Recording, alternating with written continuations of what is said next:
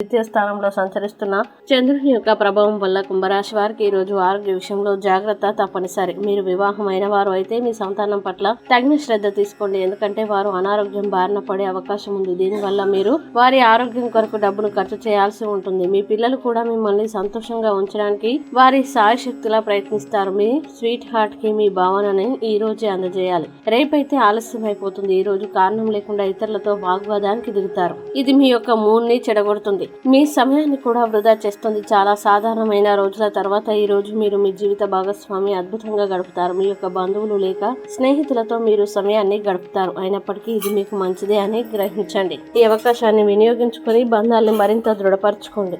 మీకు ఇవి తర్వాత ఉపయోగపడతాయి. ఇక కుంభరాశి వారు ఈ రోజు వచ్చే ఇబ్బందుల్ని అధిగమించడానికి, అనుకూల పరిస్థితులు ఏర్పడడానికి రాహు కవచాన్ని పారాయణం చేయడం, అలాగే దగ్గరలోని అమ్మవారి దేవాలయాన్ని దర్శించుకోవడం వల్ల విశేషమైన శుభ ఫలితాల్ని పొందుతారు.